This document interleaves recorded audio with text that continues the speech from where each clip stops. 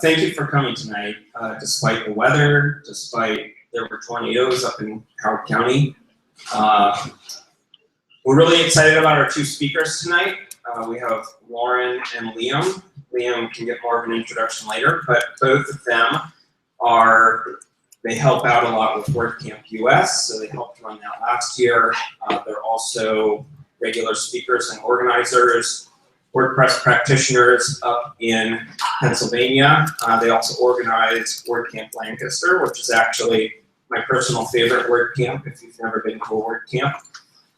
And that's pretty much it. They're two of my favorite speakers. I go and see them at any WordCamp that I can, and so we're really happy that they braved the storm, came down here this evening. We'll thank people at the end of the night too, but Scott Johnson here, representing Chief, very graciously gives us the space every month, also sponsors the food and drinks, so you can thank him. And there are some other people around. I think we're pretty well represented by our WordPress DC organizers here. We have Liam in the back chewing with his mouth open, Courtney in the middle. I saw Beth. Lots of people here. There's that. And then we have Casey on the camera. So without further ado, we will get started. Lauren.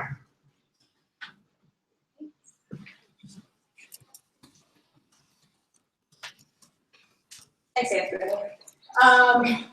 Can you hear me? Okay. So, hi. As Anthony said, my name is Lauren Pittenger. I'm a designer and front-end developer. I work with Liam, your next speaker. And so today, I'm going to talk to you about my experience with a single div and what I learned in experimenting with it.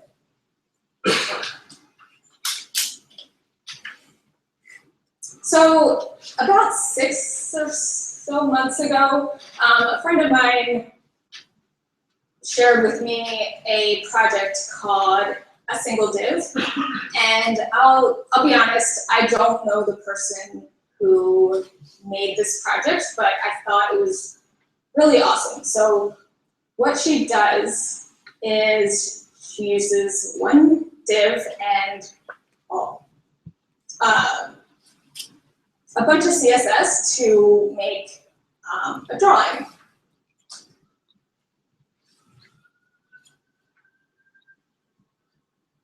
So, for example, she made some Mario, a tube, this mushroom guy whose name I don't recall, a moleskin notebook, a marshmallow on a stick, piece of sushi. My favorite is this breakfast on a plate. And I didn't realize I really like eggs, and there's some eggs, so kind of weird. But so that same friend challenged me to make my own. I thought it was really cool. I didn't understand how it was possible to make a drawing with just one div and a bunch of CSS. So this is the guy that I made. And so I learned a few things in playing around with this. The first one is I do not know the syntax for box shadow off like the top of my head.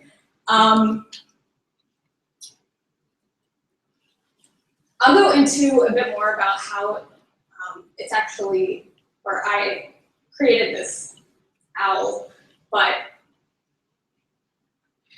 what I found was that I had to actually look some of these things up. Like, I don't know if you can see it in the back, but there's 5 different box shadows, and they're all layered in a certain way to make these pair of eyes.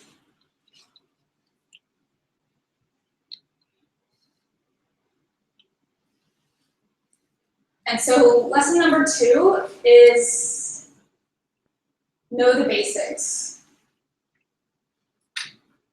I think I have a pretty good understanding of CSS, but when I actually got into this, I found like I didn't know the syntax for box shadow, and so I had to look those things up, which is fine.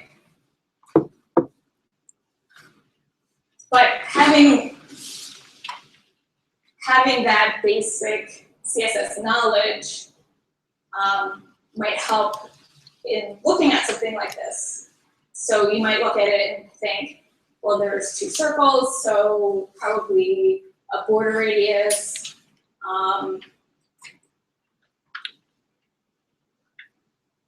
There's a rectangle under there with some rounded corners.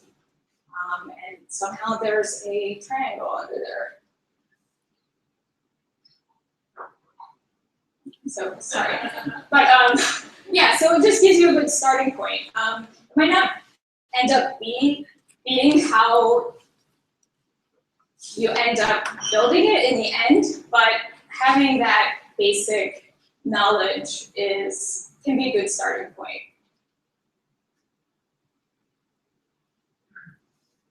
And lesson number 3, looking it up is resourceful. It's not cheating.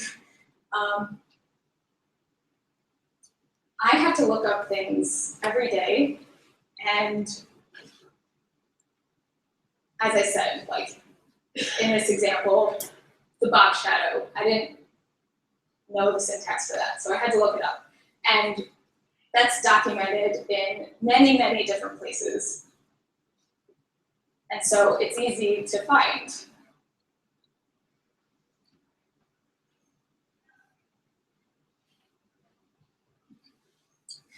My 4th lesson is learn what to ask. And specifically in Googling, sometimes I'll find myself looking for, I don't know,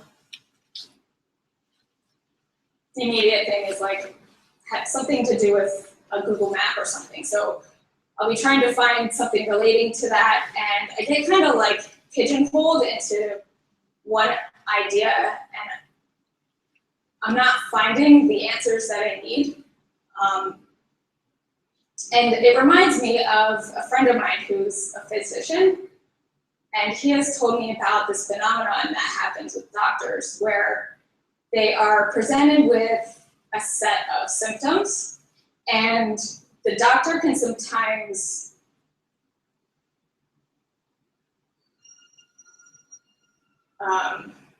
whether rightly or wrongly, know what the issue is or the disease or whatever. And it can be difficult for them to kind of give up that initial idea and reassess. And so when I'm like down in this rabbit hole Googling stuff, I'm like, wait a second, like, I kind of like to think of myself as like the doctor of the internet, but not really, but and just kind of check myself, like what else, how else might I ask this question that I'm looking for? Or the results that I am getting, how can I take that information, take what I can get from it, maybe apply certain parts of it. It's like looking in the codex for an example. Like, you're probably not going to find the exact example for the thing that you're trying to do, but it gives a good starting point, and then you can take that and either look for something else that you can integrate with that, or realize that you need extra help, or take a different approach.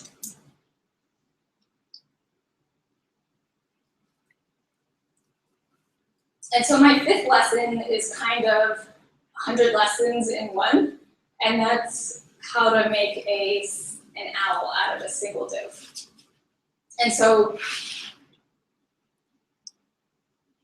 I realized that this might be kind of not so exciting to talk about like the CSS of this, but just to briefly go over it, as I said, it's just one div, and that div actually has a before pseudo selector and an after pseudo selector. And so we actually have 3 different elements we can put our styles on. In my owl, I only use the before and the actual div.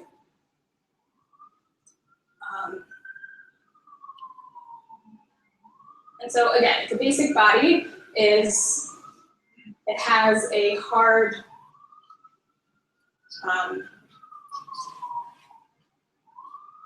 like a static width and height in pixels, so 170 by 230 pixels. The rest is mostly for positioning. Okay, and then the beak. The beak I thought was interesting because I had to use a linear gradient background image. And how it works is these background images are like 60 degrees. They're positioned in such a way that it makes like a hole in the shape of a triangle. And that lets the yellow background through in order to make the beak, if that makes sense.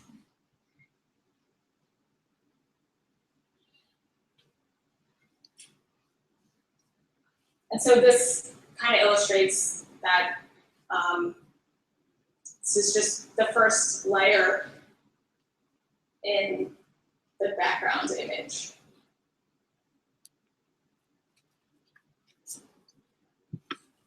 And again, the different colors show how they are layered. And I realized as I did this that I had an extra linear gradient in there that I made blue, and it's under there somewhere, but I could just delete that if I wanted. And the eyes. The eyes are styled on the before element. And so how that works is the before div, it makes up the right pupil, the black right pupil, and then the rest of it is box shadows positioned in such a way that it makes up the rest of the eyes. And if that doesn't make any sense, don't worry about it. This code pen is on code pen, and feel free to fork it, play around with it, do whatever you want with it.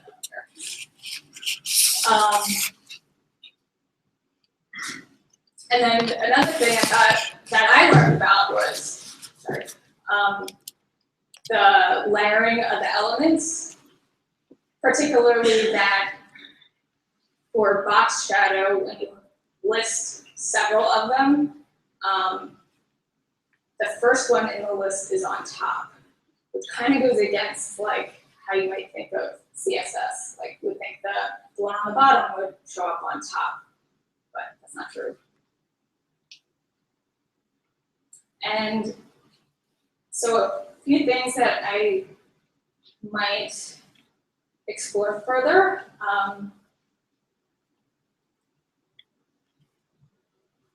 Looking at the shorthand background property in order to get around that weird like beak and owl body background color issue. And maybe I could add some feet to the after element. And if you're interested, so I don't think I even said her name, but her name is Lynn Fisher. And if you're interested in reading more about her and what she does, you can find out more online. Thank you.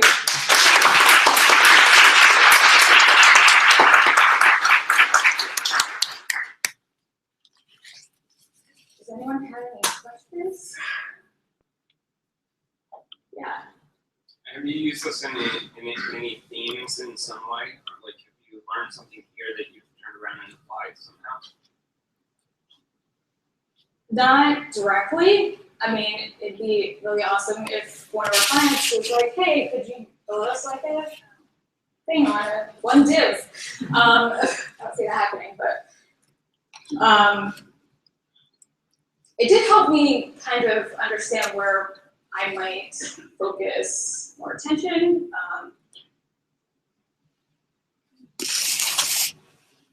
And it kind of felt a little bit like painting, like CSS as a medium or an art form. But it did help me kind of just get down and dirty with CSS. Yeah. Yes. How did you come up with the idea of the owl? Like, were you like, okay, this seems like the easiest task? Or? I just really like owls for some reason. Thanks.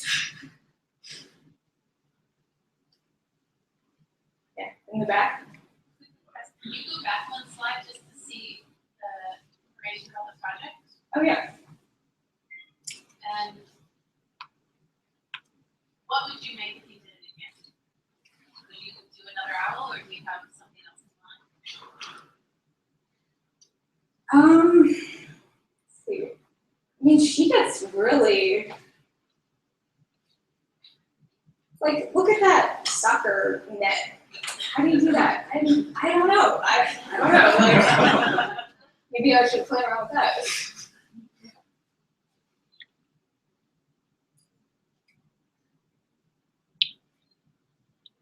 Yeah. So there, I'm assuming that there's probably all different levels of CSS and all that here.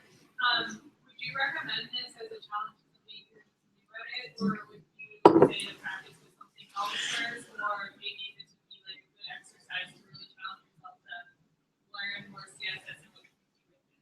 Or would that be like completely overwhelming? I don't know. Like,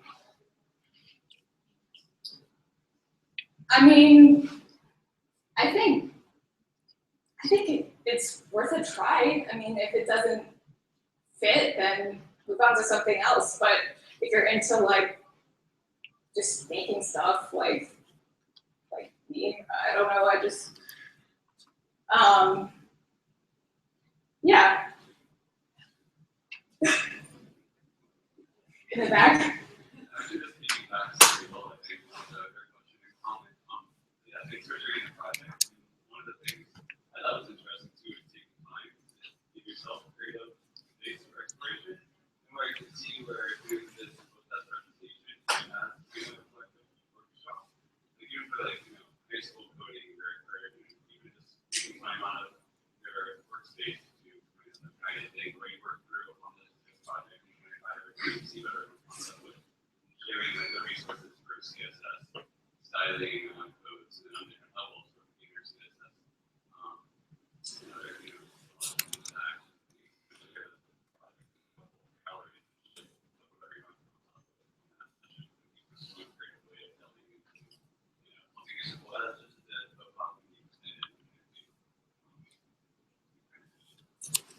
Yeah.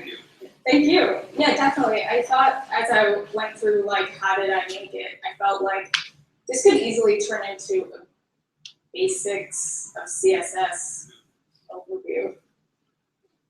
Thank you. Do you think that you as a designer, do you think it's helped you sort of evolve your designs? Maybe this is definitely possible to do with CSS now in terms of the actual website. Yeah, That's a good question, because when I started out with this, I didn't have like a drawing or anything of something that I wanted to make. I just kind of played around until it looks like an owl. I'm sorry, I don't have a better answer than that. Yeah, in the back. So have you found that any of these designs kind of really start to break down on small screens? So I think you said, how does this become responsive? The question is sort of that, how does it respond to small screens? Mine does not. It's all hard, like widths and positioning and stuff. So yeah, that would fall under the further exploration list.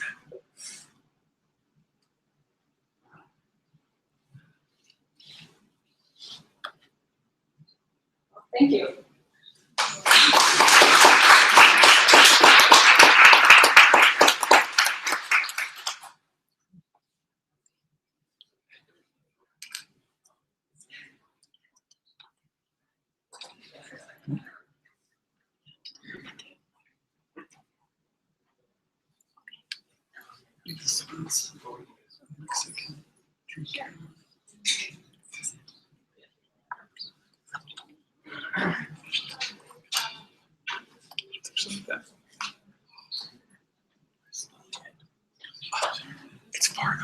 All right, while Liam gets set up here, I don't know if there are any announcements, but WordCamps, I'm trying to think of all of those that are nearby here.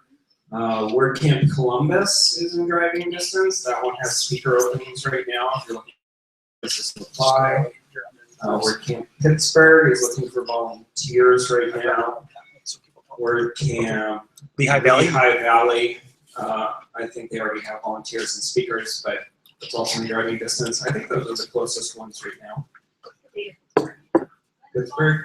For when it's September 17th September 17th is Pittsburgh. or 11th, one of the two, whichever one is not working. Oh yeah. WordCamp Baltimore is pending. That's being worked on right now. It's not on the calendar. What's the one? So WordCamp, for those who haven't been to a WordCamp, lots of cities and not cities, areas have meetups like this for WordPress, among other things. There's a JavaScript meetup, there are PHP meetups, design meetups. WordCamp is a WordPress conference, but what's nice about WordCamps is they're all centrally organized by WordCamp or WordPress as an organization.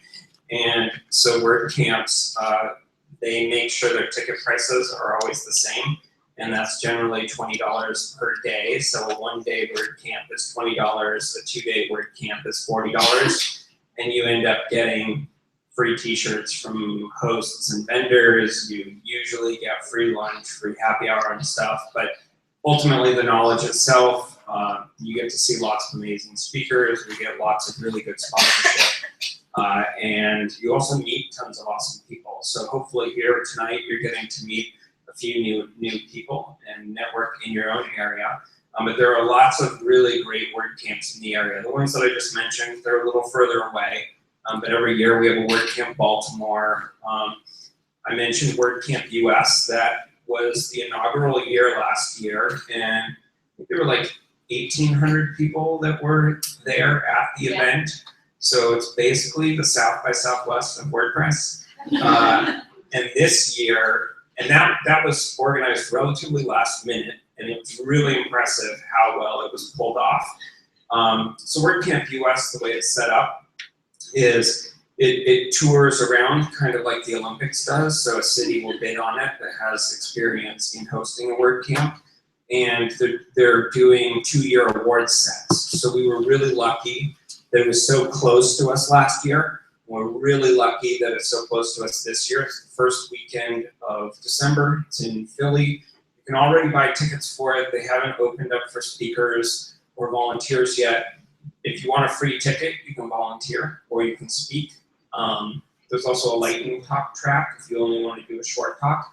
But I would definitely recommend going because it's several days, and I mean, they were giving, GoDaddy was like giving away drones at their, yeah. And you'll meet you're just gonna meet a zillion people. What I love about WordCamps is because it's such a friendly environment, people actually bring their kids, and so you'll see teenagers there who are attending talks that are into development or building websites. It's just super inspirational. So, looks like Liam might be ready now. All right, give it up for Liam.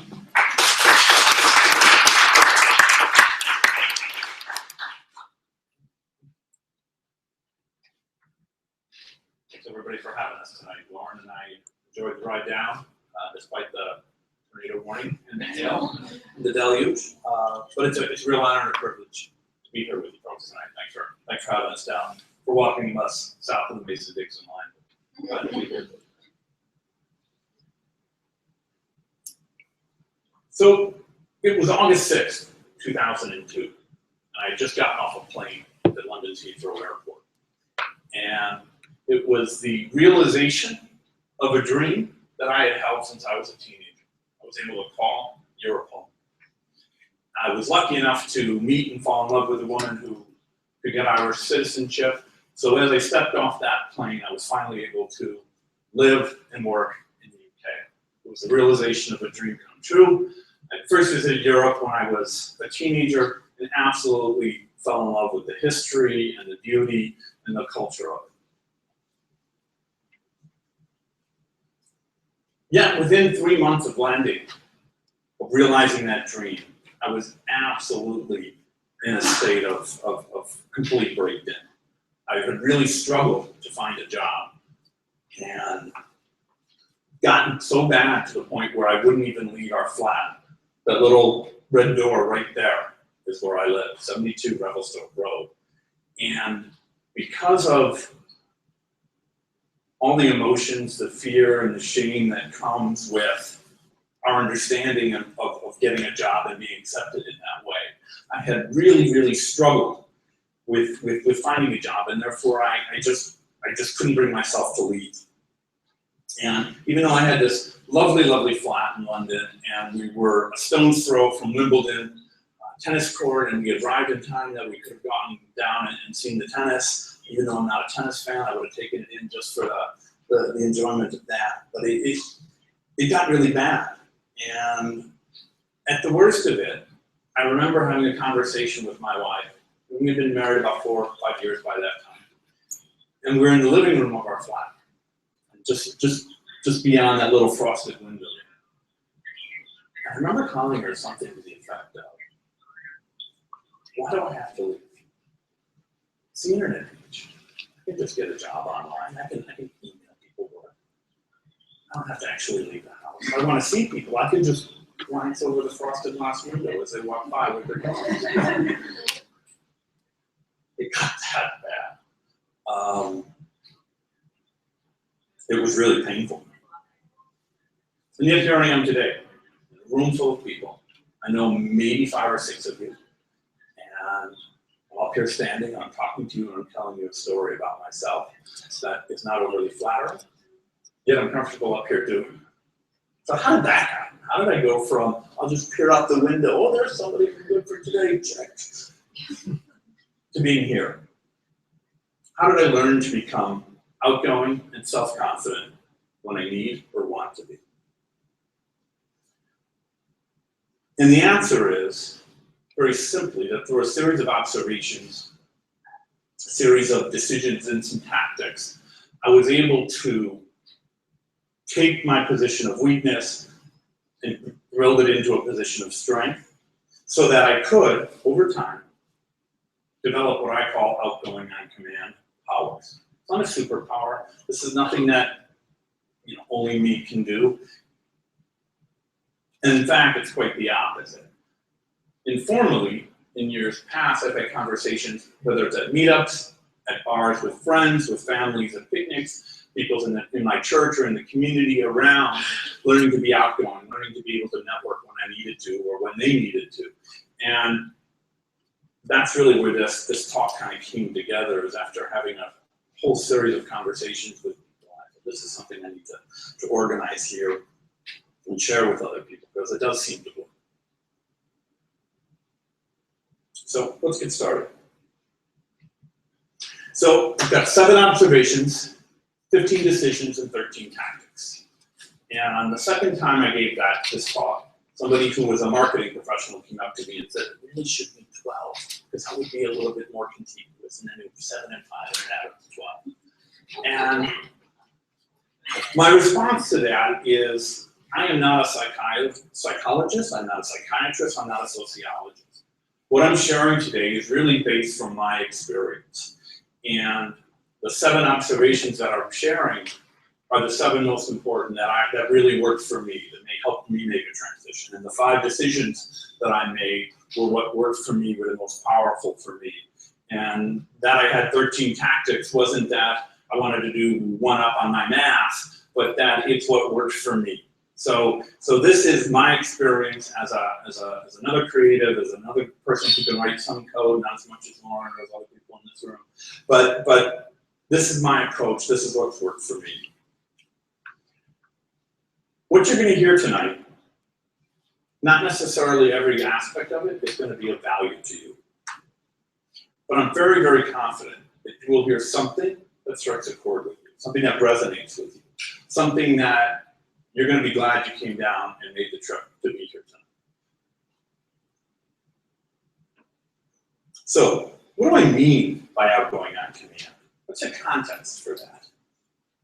And for me, it's all about overcoming my fear of public interaction, overcoming my reluctance to talk to people I don't know, stand up in front of a room and present on a topic about which I might know a little something, like having a job interview, about having a promotional interview at the job we already have, or even just meeting somebody in the hallway at a WordCamp.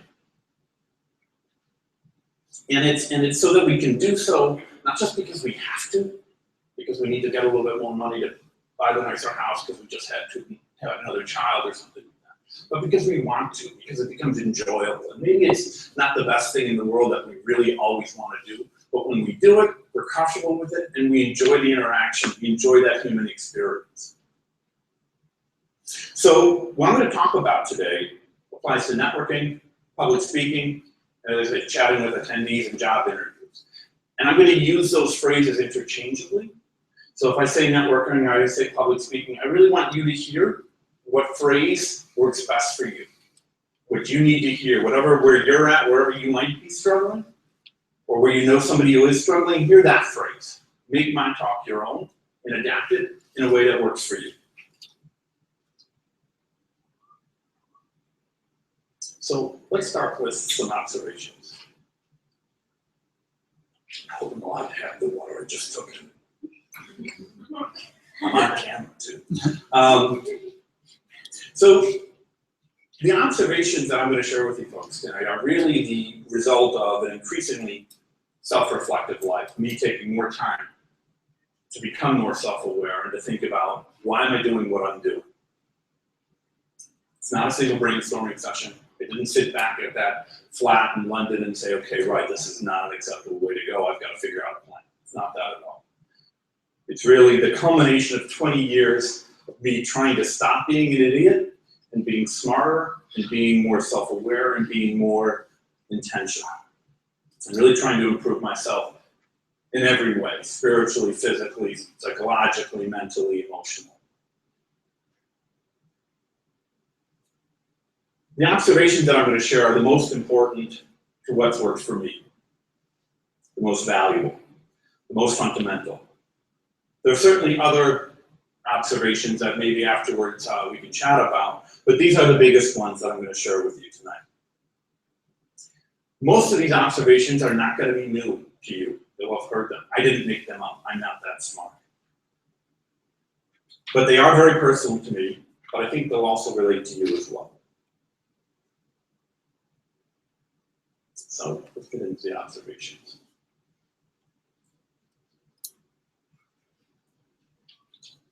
Anything worth doing takes much effort. While I do consider myself a reasonably intelligent person, I did manage to get here despite tornadoes, floods, and hail, I'm far from gifted at anything. That success which I have been able to achieve took a lot of work. The important goals, the big life challenges never came easy. And that was more than likely to hold true as I began to think about becoming more comfortable speaking in public.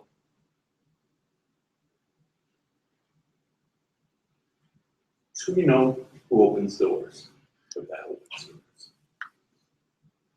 I graduated from a top 25 university in 3 years. Yet when I went to apply for a job in London, nobody had heard of my school. No, it wasn't Harvard or Yale or Ivy League, but it was top 25. I think it still is. And I graduated in 3 years. Yet because I didn't have that context that made a connection with people, they didn't know my school, they didn't want to know me, and they didn't want to know what I knew. So because I didn't know anybody, I didn't have any connections. That was a challenge. But let me tell you a counterexample of how knowing somebody can really open doors. In a pretty fantastic way in this example. So before I was able to finally pull myself together and get out and find a job in London, my wife had kicked me out and said, you have to at least leave. You don't have to talk to anybody, but leave the house for a while. So I was sightseeing in London, and I had been in the Victoria and Albert Museum. I was just walking down the road to see what I could see. And I stumbled upon a big old church. And it looked neat. It was a cool building. And so I went inside, just from the architecture, just from a history buff standpoint. And as it turned out, it was a Catholic church. And as I'm Catholic, I said, I'm here, I'll hit the penalty box. So I went to confession. And in the course of that conversation, I explained to the priest that I was struggling to find a job in London. And so he was kind enough to ask me what I did. And I said I was a designer. And he offered to put me in touch with an organization that he thought could use some help. And that introduction turned into the biggest client I ever had. Built websites, designed museum exhibitions, put on major events with leading UK figures, traveled to Africa, was invited to Houses of Parliament for various events. And it all started because that priest offered to put me in touch with someone. Just don't know where those connections are going to come. It's who you know that opens doors.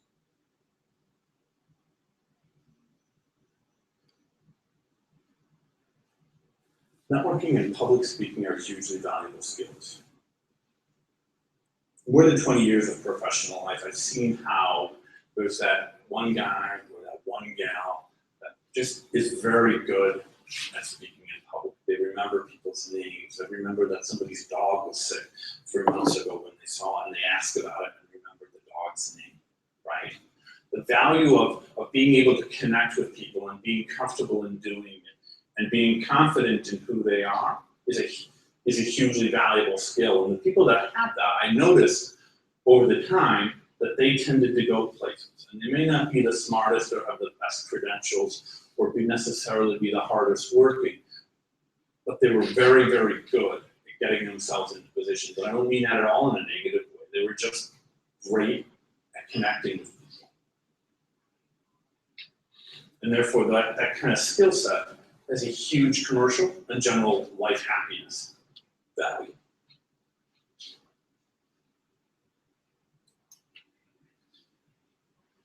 I'm intrinsically valued. My existence as a human being means that I have value, regardless of my knowledge, my experience, or my skill set. The mere fact that I exist as a human being means I have value. I am worthwhile. Now, it's up to me to build my instrumental value. But at the very least, I possess a deep intrinsic value. If that's not something that you've heard before, that it's a new concept to you, I can appreciate that that might take a little getting used to. That's all right. I invite you to think about it, ponder it, see if you agree with that.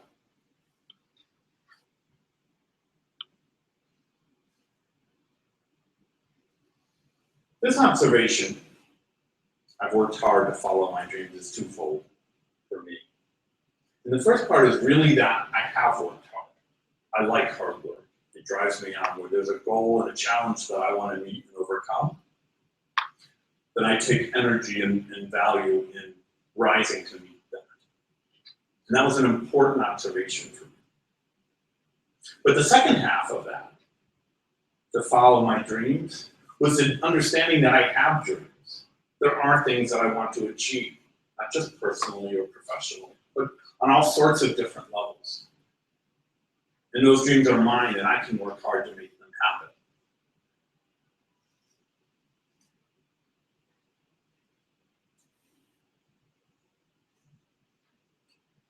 I really wanted to be comfortable speaking. Going back to that flat in London, I had a lot of conversations with my wife about this, because she is no parts shy. She is no parts uncomfortable in public. And the more I thought about it, the more I spoke about it with her, I really came to appreciate that I didn't enjoy struggling to meet people. It is not fun to be an awkward wallflower.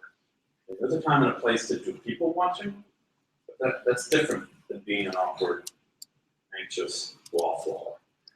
Those monsters of self-doubt at that networking event or that WordCamp made for hours of discomfort. And so becoming more relaxed and more at peace with myself in public was something that I really, really wanted.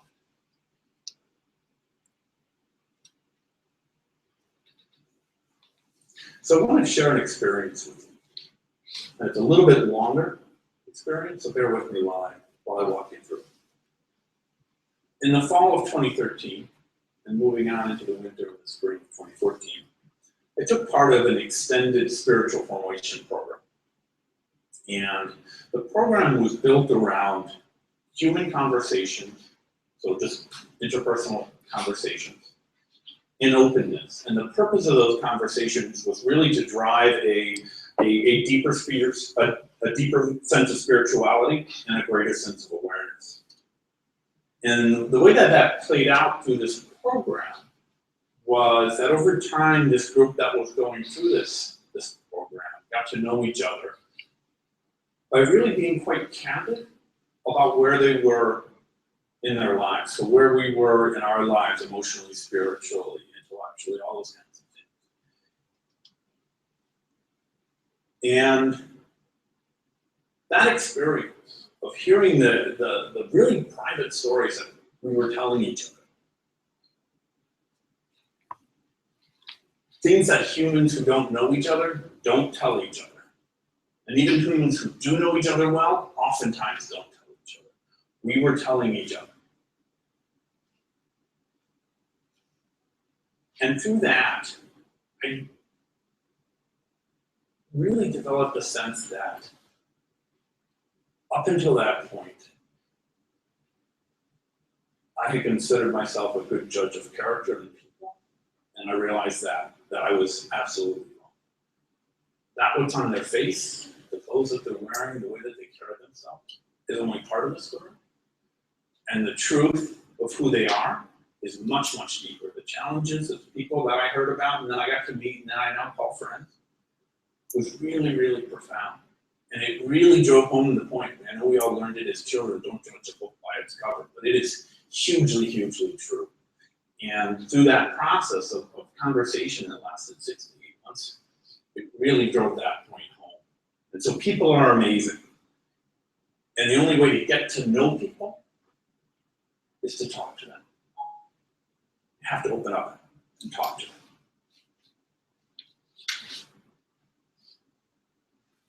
So those major observations were the start of what led me to make a series of decisions.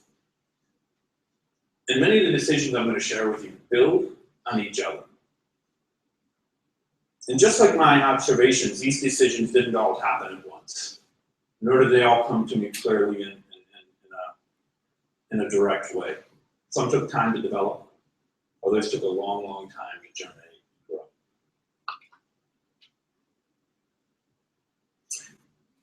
The human mind is a hugely powerful tool. And so I decided that if I could choose to become better at speaking in public, I could choose to be more comfortable chatting with people I didn't know, I could choose to be better at networking, not from a business savvy standpoint, but from a human connectivity standpoint. I suppose in my braver times over the years, I would try to think of that decision as really being no different than I'm going to eat that apple, or I'm going to go for a run. Something very simple, very easy.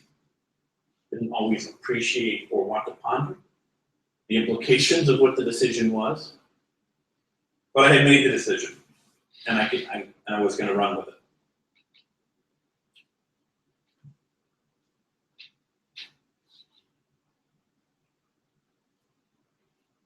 The decision to decide to be more outgoing in public pretty quickly presented me with the realization that I was pretty scared of what I was about to get myself into. Not that I would necessarily lose sleep in that kind of fear, or stalker in the night fear, but that it was going to push me in an area that I didn't find comfortable at that point in time. And I really worried that I wasn't good enough. Or maybe better stated, that I didn't have enough value to add to the community, to add to the organization, to the project. So I didn't think I was useless necessarily, but that upon inspection, if I stepped out there, people would find me out. It's not that good. Yet because I was able to rely on my observations about my self-worth, my humanity, that I was able to admit to myself that I was afraid, and that it's okay to be afraid. That's the first step in getting over fear.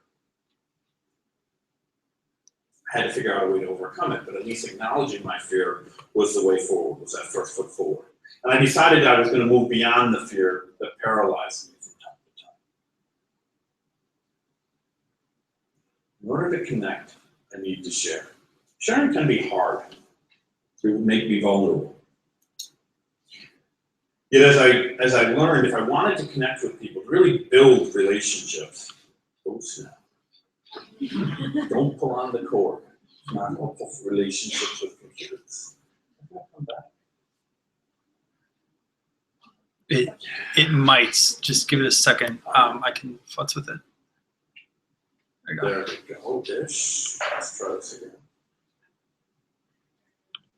Okay.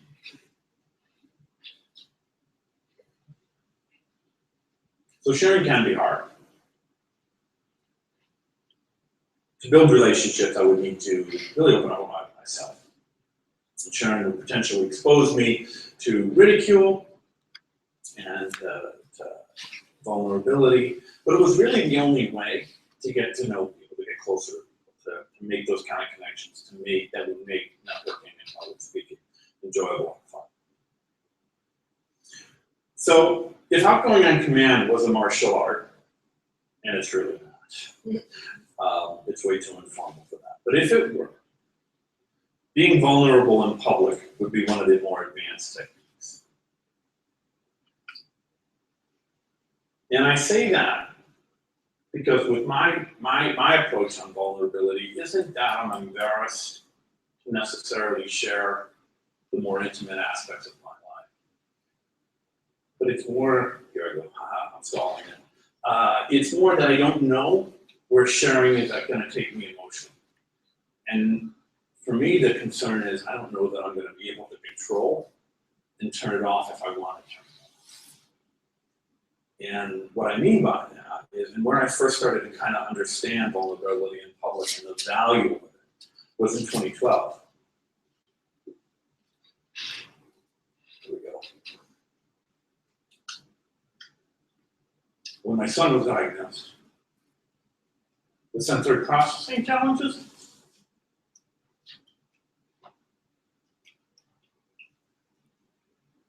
in autism-related issues. The turmoil of figuring that out, learning how to adapt to it, how to support my son, how to support my family, was huge. I don't know if anybody else is dealing with that. Family challenges can be amazing, really intense. It was really, really tough for me. It was tough for my wife. It's tough for my daughter. Of course, it's tough for my son. And that process of figuring it out is ongoing. Just last week. Just last weekend. So it's an ongoing process. But through that process of coping with that and dealing with that and talking to professionals and talking to other parents who are dealing with similar aspects of what we were dealing with in our family, combined with that spiritual program I was telling you folks about, really opened my eyes to the value of sharing with others at a deeper level. That which pains me also pains others. That which overwhelms me and knocks me to the ground overwhelms others and knocks them to the ground. So there's a sense of camaraderie. I'm not in it alone. This is what people go with. And there's that community of understanding. There's a venue of deep human connection through shared pain. I think there's also a deep avenue of human connection through shared joy. So just as sharing pain can be easier as a community, as a group, so can sharing joy can be more joyful.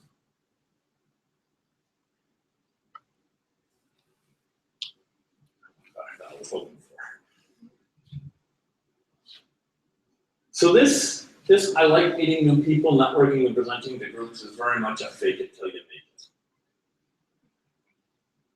To want to get better at networking, to want to get better at public speaking, I really had to want to enjoy it, right? If you want to go out and get into running or go play tennis, it doesn't help if you say tennis sucks, I hate running. You gotta start to tell yourself, tennis is awesome, and running's so much fun. And then over time you might start to like it. And so that's what I did. I just kept telling myself, I love meeting new people. Really? No, I don't. And now I do actually like it. I love being up here. I love meeting the people that I've met, not from around here, Anthony and Beth and Courtney and a number of other faces here are people that I know and I consider friends. And I wouldn't have gotten to know them if I didn't go out of my way to talk to them.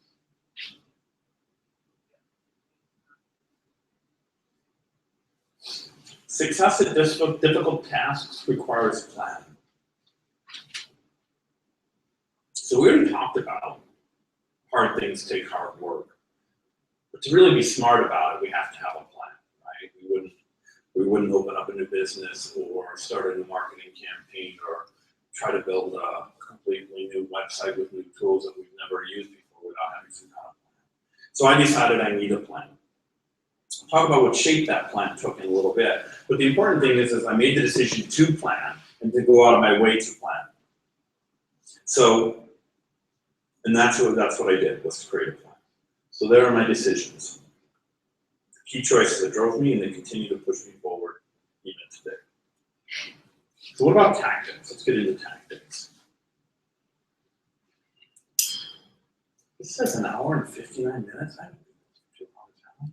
No, they're lying to you. Okay, good. So you're very patient. So how do I convert those observations and decisions into tactics? How do I keep doing that? What worked? What shape did the plan take? And the first thing really is to anchor myself.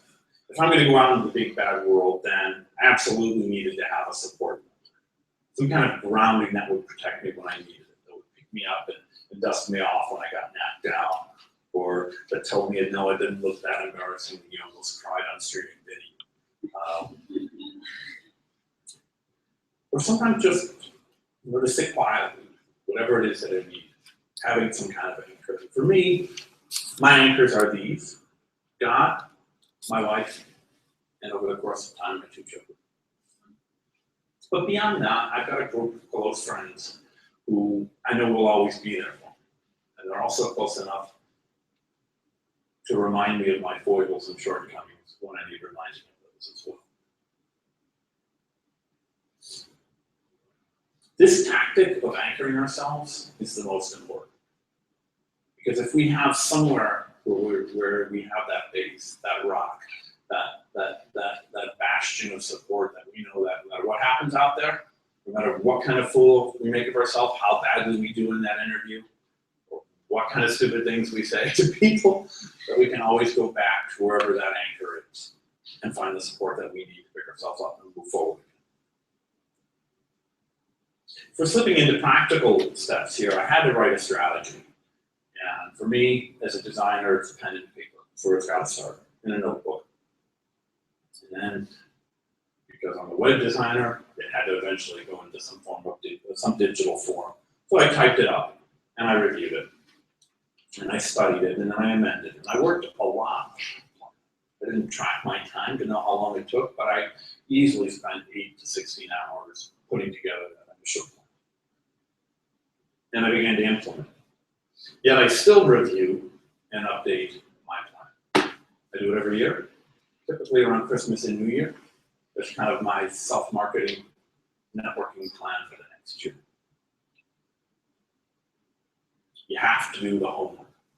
Networking and the confidence to speak to people in public requires preparation. If we're going to come to a meetup where we know that person that we want to talk to, maybe ask for an interview at this job or to learn about how we can get involved with that group or that organization, we've got to know who's going to be there. We've got to know what they're doing. We have to know what they've been up to of late. So what is that developer working on?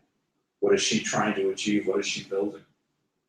What has she complained about on Twitter? What kind of things are giving her grief at the office today? Where is he working? Where is that designer calling his professional home these days? So it's finding out about people's recent successes or what matters to them so that there's conversational talking points. It's kind of a tactical approach. So we have something to say.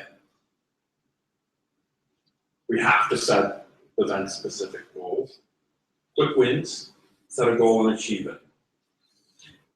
So for example, for the people coming here tonight, all of us, did we set a goal for networking? I'm going to talk to 2 people that I don't know. Or I'm going to finally talk to that one person that I really want to know. I'm going to make sure that they remember me, not because I did something awkward, but because I said something meaningful and of value to them. Or maybe if I'm going to go to that WordCamp in that town not too far away from here next month, and when I go, I'm going to go as a volunteer so that I can be more involved and know more people at the end of the day. But the trick is to be very, very specific so that we can hold ourselves accountable. I'm going to talk to people isn't good enough. Because, just say, excuse me, can I get around to get the pizza? Counts. But that's not really communication. That's not building a relationship.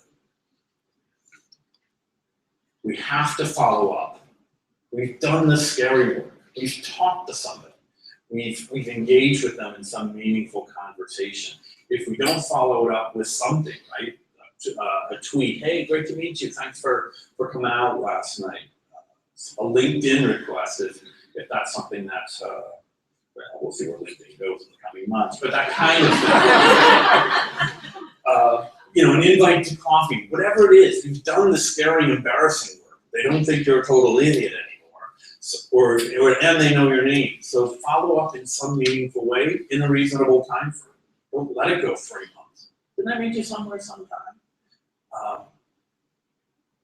And that way, if we do follow up, particularly online, and we don't have a chance to get to see them again, the next time when they do see them, it'll be a little less awkward because we'll already have something to talk about, have a little bit of history. So keeping up self-confidence can be pretty tough. And this tactic of relying on your anchor is more of a long-term tactic, is that when we get kicked down, we have to remember to go back to our anchors and not to forget it. To be able to ask our anchors, hey, I need some help. However we want to phrase that question, however we want to make that request, we need to figure out how to do that. So it could be something as simple as asking your friend to call you the night before your first WordPress talk and just kind of talk you off the ledge and make sure you get a good night's sleep. Or it could be making a point to meet a friend for coffee before you go to the networking event, so that you've got a little bit of conversation already flowing and you're going into the friend, so that when you finally get there, you have a little bit of confidence, a little bit of steam, a little bit of momentum. When I really need it, it's my wife and my children. They're very good at letting me forget about the rest of the world for a bit. But also for me, it's a bit of prayer. An extra prayer or two doesn't hurt. But you have to figure out who your anchors are, what your anchors are, and learn to rely on them.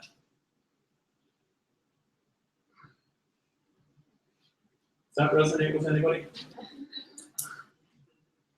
I gotta say, today when I left this morning was the first time I can't even remember where I was actually excited to leave and out.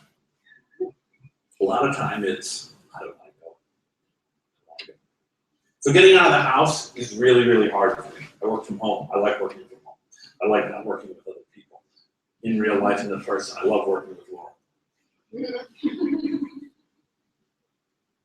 But it's hard. And for me, it's just about getting in the car. If I can get into the car and close the door, I'm good. I can leave. I don't even need to have the seatbelt on. I just have to get into the car. And well, I've come this far.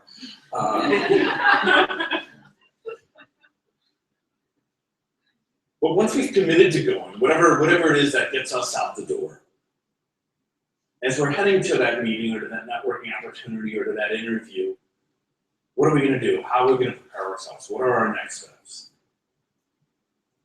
We have to remember our observations. We have to remember that we're valuable. No matter what happens at wherever we're going to, we're still going to have that same intrinsic value. Okay, we might embarrass ourselves and have to hide for a while, but that doesn't reduce our value. I mean that in kind of a serious way. And that understanding of our value can really give us the confidence when we're afraid to pull open the door when we arrive, right? I really want to go in this kind of dark door. I don't think they've seen me yet. But you're an incredible creature, and you have amazing contributions to share with your community. You have to remember that. You have to remember that. You have to believe in yourself. You work hard. You have dreams. And those dreams can become a reality when you work hard to make them so. And if you believe in your dreams and you're committed to the hard work, that's going to give you that little boost of self-esteem, that little boost of confidence that you're going to need to get in and get started, to open that conversation, and to start to see that other person is actually just as scared as I am to talk to them as they are to talk to me. And that's okay, so that we can kind of wade through it together. This is important. You have to separate who you are from what you do. I didn't always understand. So you may be a freelance web developer, but that's absolutely not who you are. You may love your job as a front-end designer, but that's not who you are. Your boyfriend, maybe a wife or a sister, a mom, yet those aren't who you are either. They feed into who you are. They make up part of who you are, absolutely. But you're much bigger than that. You're more complete than that. No single one aspect of your life is who you are. And particularly, what your job is and where you go to work and who pays you for your professional time is not who you are. So knowing who you are, spending that time to figure that out, is going to reinforce your self-confidence. If you know who you are, if you're comfortable in your own skin, as the phrase goes, that's really going to reduce that fear of, I know so little code, or just got into web design, or CS, what? What you do at work absolutely pales in comparison to who you are. Be who you are.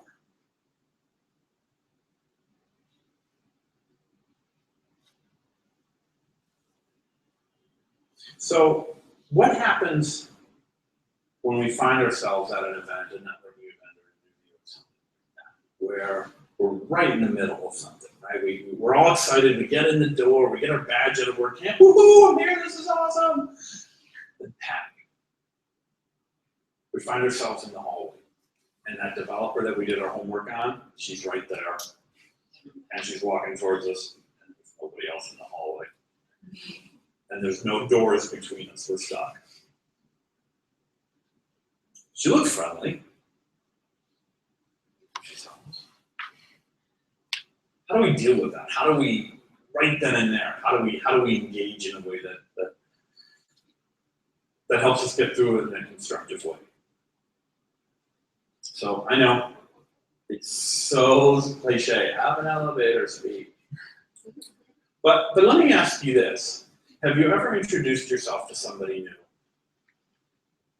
Had a very brief conversation, and then found yourself in the restroom a few minutes later looking at yourself in the mirror and saying, what did I just say? How did I describe? I don't use that word. I don't use that word. That's not right. So we have to have an elevated speech. We have to think about it. And we have to practice it.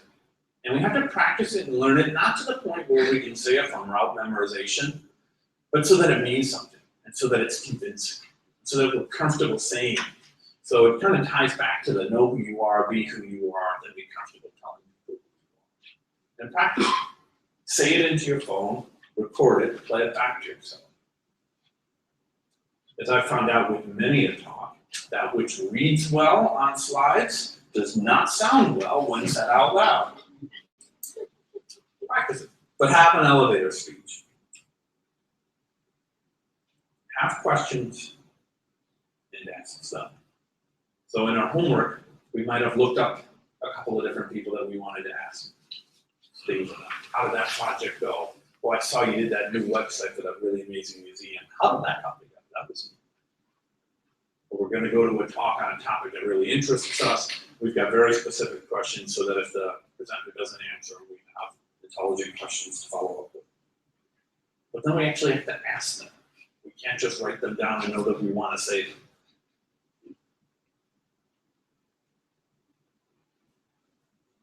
And those work great when you've done your homework, right? So I know I'm going to go and meet this woman because she's going to give a talk about this particular topic. So I'm going to ask her about this if she doesn't cover it. And if she does cover it, then this is going to be my slightly out of left field question, not so much just to be weird, but just to be a little bit different so that she probably won't have covered.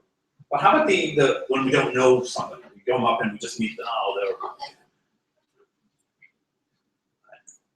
please, technology gods. The weather gods didn't get me today, so the technology gods are taking their revenge.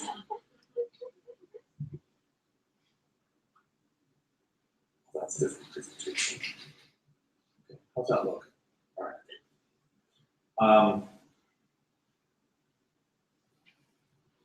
Try to prompt this up here. Okay. So we've got to ask about how do we deal with those situations where we just bump into somebody that we don't know? Well, we need to have some off-the-shelf questions that work for us. And they can be a little bit more general. They're going to have to. But for me, those questions are like, what brings you here? Rather than just, why are you here? Phrase it a little bit different. What keeps you busy? When you're not here. And so they're not earth-shattering, but if we have a litany of questions that we can ask for different situations, when we find ourselves in that situation, that deer in the headlights, hi Lisa, how are you? I don't know. You know, so I get that, right?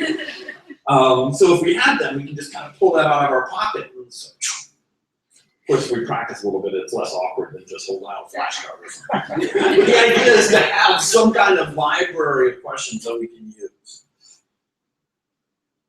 And we can even kind of just, play it. Like, so we're at the presentation. And hey, Lauren, that was a really interesting talk on the div. Can I ask you a question about it? Come up with a question, but, or we could turn to the person next to us and say, hey, that was a really interesting talk that Lauren just gave. What did you think about it? Here's what I liked about it. Or, hey, thanks for asking that question. I was wondering the same thing. It's just a simple way to start a conversation. It opens the door in a friendly, non-confrontational, engaging, soft way. And allows that person to feel good because somebody asked a question of them. That was more than just, what's your name? Right? I value your opinion. What did you think? Why did you, that was great that you asked that question. And really all of this is to kind of avoid that kind of awkward situation, right, that we've all been in eventually. So what do you do? Right? It's really boring. So we just have to have some questions and ask them. We've got to talk about non-work activities and interests. Be who you are, not what you do. So work really is the default language of networking. So those who are not overly confident in where they are professionally, or maybe not overly confident in their networking skills, talking about work stuff as a lead-in might be a little awkward and daunting for them. So if we can take a slightly different tack to talk about stuff outside of work, mindful that we all have entire lives outside of the office or the home office, as the case may be, it might make it a little bit easier to make a connection with that new person. What keeps you busy when you're not on the phone? What kind of music did you listen to on the ride in down there? Or some question about the news. Speaking of music, do you think the Led Zeppelin is gonna have to fork over millions on the back of Stairway to Heaven soon? So the idea is really to take the focus away from what you do and shine it on who you are. Make it about the person, not their job. Make it about yourself, not your job. So getting to the point where outgoing on command, where we're comfortable with that, is it's not a short process. It's not a sprint. It's a marathon. It takes a long time. And just like marathon training, we're going to see slow progress as we start to get into adapting some of these thoughts or making similar observations and decisions and tactics of our own. And we should be able to see it relatively quickly, just like we do if we're going to do marathon training. You know, that first when we finally were able to do a 1 mile run without stopping, or getting to a 10-minute mile pace, or our first 5K. You know, those kinds of milestones are very, very important. Because the measure isn't really about how quickly are we getting there, but are we making progress? And for outgoing on command, that kind of progress is going to be, we're going to have a rewarding conversation with that developer that we met in the hallway where we didn't embarrass ourselves and describe ourselves in some weird way.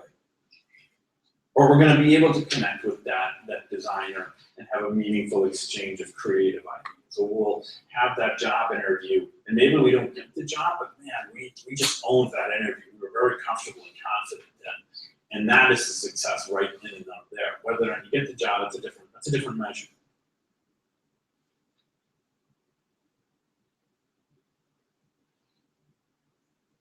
It's really about progress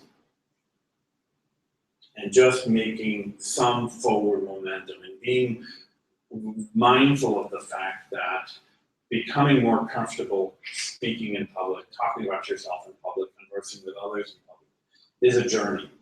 And as long as we're making some kind of progress, that's important. Progress is the measure. Pace isn't important. Of course, we do need to check our heads here. Self-confidence is definitely cyclical. We have up days, we have down days, we have up weeks, we have down weeks. Probably we have up months and down months as well. Certainly is for me. So to protect ourselves from this roller coaster of self-confidence, we really need to be able to, from a health management standpoint, from a well-being standpoint, we need to be able to recognize when we're down. And we also need to know what steps we can take to overcome that dip in our self-esteem, that dip in our confidence, that sinking of our well-being. And maybe it's returning to our anchors in some way. For me, one of the quickest fix I can have is to go for a run. I'll run for about 3 or 4 miles as fast as I can, but just not always that fast. I tend to put headphones on and blast whatever song it is as loud as I can. And that admittedly doesn't always fix the problem for me, but at least gives me enough of a break and enough of a focus to be able to rebuild myself and to get back to a healthier state of mind so that maybe I can reach out to my anchors and ask for some help and take a more productive way forward. But what you need to do as you're working your own way through this process is to make sure that you know what gets you back to where you can be healthy. So you have to know what works for you. Thank you very much. My name is Lynn Dempsey, designer and marketing consultant.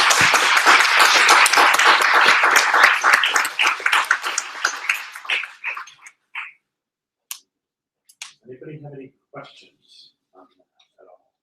Observations, things to share? Go ahead. Firstly, I identify with your not wanting to leave your house. I have the same problem. I do not want to take a break. But the other, I have an observation, and that is regarding the elevator speech. Yeah. I went to talk on elevator speech, and it was suggested that in the elevator speech, we say what we're looking for. So what are you looking for? Is there something a person who is talking to can help you? Maybe they can. Maybe they know someone who can help you with that. And try to be as specific as possible. Right, so I'm going to address the 2 points. One about leaving the house and then about the elevator speech. For me, I switched to wearing jeans, so that way I can wear them out of the house too. It's a little less of a hurdle. I got this. From an elevator speech, yeah, I think if the purpose of that particular speech that you're putting together is to move a career forward or to get into a job or to change careers, then including some kind of language around where you want to go makes perfect sense. But what I would suggest, though, is that you might want to think about different elevator speeches to make sure that you have the right one for the right setting in which you find yourself.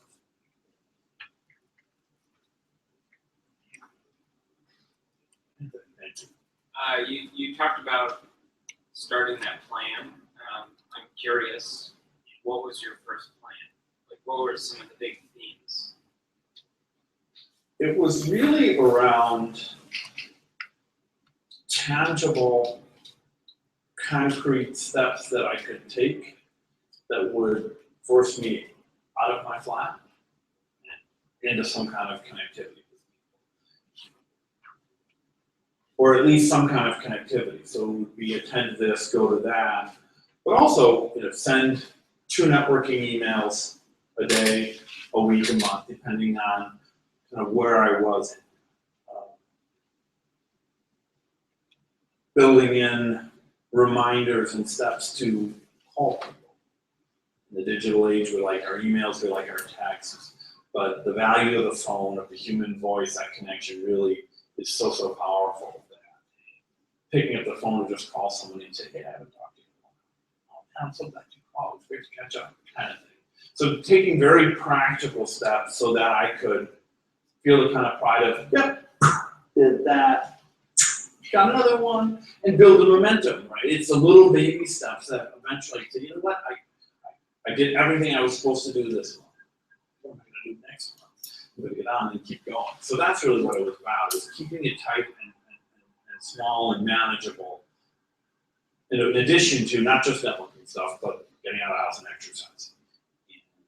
Getting out of the house and doing something that wasn't work related, that wasn't just going to the pub and doing conference, doing something that was enlightening and engaging mentally, creative, and that wasn't going watching football.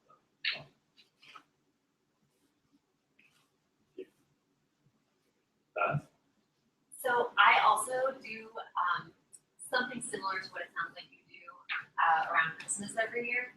I've been doing it for a few years, and I review it every month. And then I just did my mid-year review of my own self, and I'm failing on a lot of things. But what do you do when you get to that point where you realize that you haven't done the thing and you need to redirect?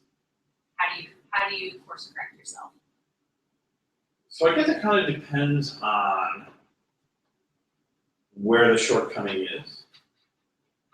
But yeah, I totally, my goal list is this in December, and then by about June, like, oh crap, you got 6 months to get a lot of that done. But for me, it's about momentum, and it's about the little wins and picking myself back up. So looking back at that list, maybe reevaluating how realistic are some of these things. You know, is Elon Musk really going to invite me to talk at the next Tesla launch? But then picking some of those tasks or those goals, and this comes a little bit into some of the other things of writing down that task at the start of every day. So whether it's 3 or 4 that I want to work on, before the end of July, I want to have these 3 done. So if I start my day when I'm getting up and write those 3 tasks down on paper or on pen in a notebook somewhere I can keep it.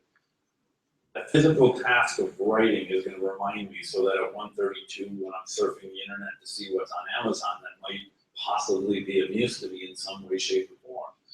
A little thing in my brain can go, actually, that's not getting you any closer to that 3rd task that you want to work on. Do that instead. So setting reminders, physical steps like that to address the immediate goal. And then for me, it's to be, okay, I got that. What's next? I can do that. What's next? What's next? Go ahead. How long have you been at 7, 5, 13? And are you still in search of 8, 6, and 14? Yeah. Yeah, it's an ongoing process. And the observations that, I don't have the memories as to which one is which, but that intrinsic value is one that I hold very dear to my heart. But I don't really need to remind myself of it that much anymore. I believe that I've kind of moved on from that. And I'm much, on a good day, much more about working on self-evaluation, trying to be more intentional. Why am I doing what I'm doing? Is this what I should be doing? Is this going to make me happier?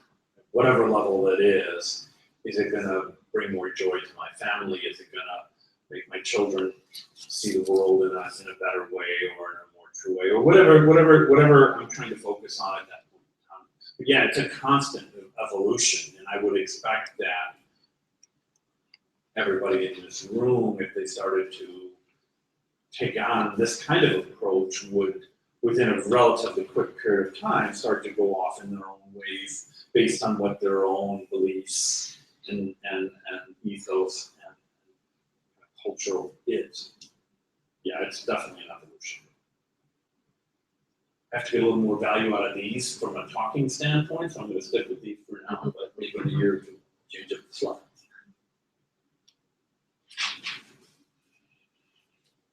Thank you very much. I appreciate it.